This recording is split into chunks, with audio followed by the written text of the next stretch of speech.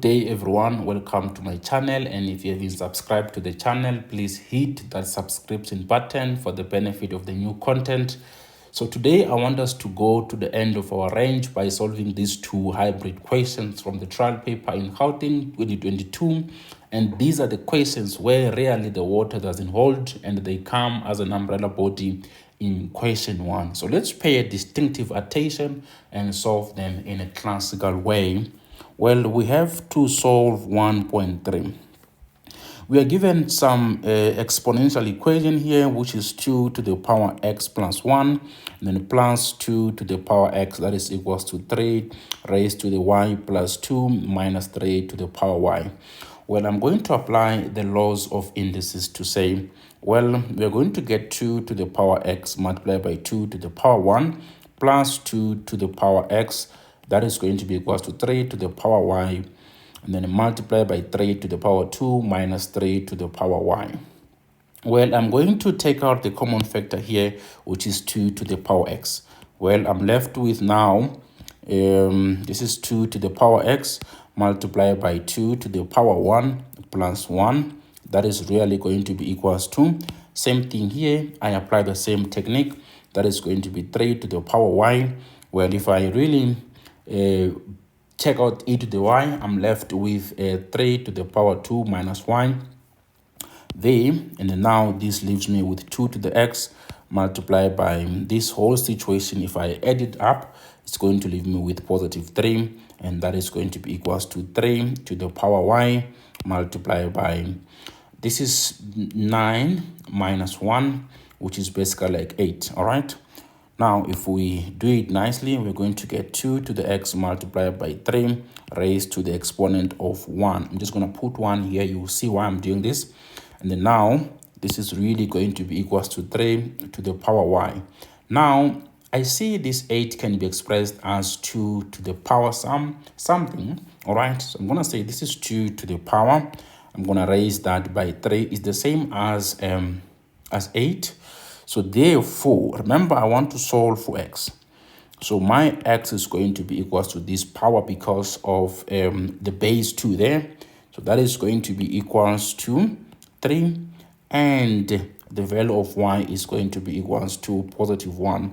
We are applying this law that is very familiar in school grades. That is a, b.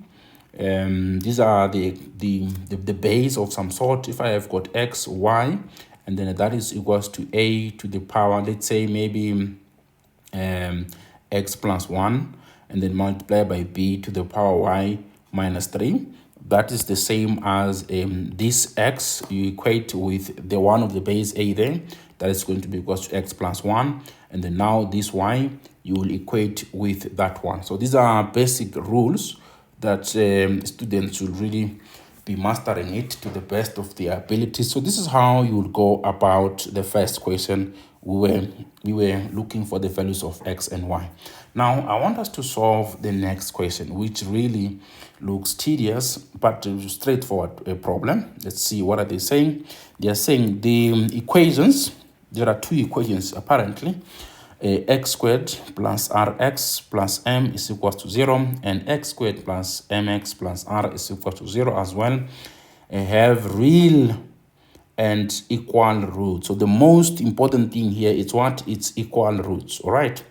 So when we talk about equal roots, we are talking about the discriminant being 0, which is b squared minus m for ac. All right. That is our discriminant. For that matter. Now they say to you, solve for the values of r and m, where r is positive and also m is positive. That means if you are to solve values of r and you get maybe 3 values of r, and then the 2 are negative and 1 is positive, you are going to throw away the negative one and take the positive one, because they are guiding you to say, well, r has to be positive as well as the value of m. These are not negative numbers. So let's see how we solve them. We're given these two equations, by the way. So I'm just going to copy them and really solve them. Let's see. We are given 1.4, that is x squared and then plus rx, then plus m is equals to 0, and the other one is x squared plus mx, and then a plus r is equals to 0. You can always verify that. That is x squared plus rx plus m is equal to 0. And x squared plus mx plus r is equal to 0 as well. But these guys, they have real and equal roots as well. So I'm going to treat them independently. I'm going to start with this one. Let's see what I get. Well, let me just have this so that I don't really overlap. Now, for the first equation, I'm going to say, well, the discriminant here must be 0. So what is my discriminant for equal roots? So that is b squared minus 4ac is equals to 0. And my b in this particular case, it is r. So I'm going to have a r squared minus 4 into a. A is the coefficient of x squared, which is 1, multiplied by c. C is the constant term in the quadratic, and that is m is equals to 0. Clearly, we get r squared minus 4m is equals to 0. That is equation 1. We're going to observe to the other equation. Let's see what we get. The same stuff. These two guys, they are saying they have the same real roots, and the roots are also equal. So I'm going to get the discriminant again. That is going to be b squared minus 4ac. That must be 0. All right. Now, to do that, I'm going to get m squared. This is the value of b, by the way, the coefficient of x, minus 4 into a is 1, multiplied by c. This time around, r it's our c. So I'm going to put r is equals to c there. Therefore, this is m squared minus 4r, that is equal to 0. And that becomes our equation 2 by default. So you have two equations which you can always solve simultaneously. I don't know which one you want to solve first, but I would like to solve for r first. How do I do that? Let me make m the subject of the formula from this equation. So I'm going to say, therefore, r squared is equals to 4m. Now, this leaves me with m is equals to, I divide throughout by 4. This becomes a quarter of r squared, and that is equation 3. All right. We say now substitute equation 3 into equation 2 into this particular equation. So let's really do that. So m is 1/4 of r squared. Well, we are going to plug that. That becomes 1/4 r squared. And then remember, this is our m. All right, this is our m. So our m is already squared. I'm going to square it as well. And then I have minus 4r, that is equal to 0. I'm just going to allow algebra to use me here. And if I do this, I'm going to get 1/16, and then r to the power 4 minus, this leaves me with 4r. Doesn't really change that one. Well, what can I do now? I can multiply throughout by 16, just to clear fractions, by the way. And that leaves me with r to the power 4, and then minus 16 times 4 is almost 64.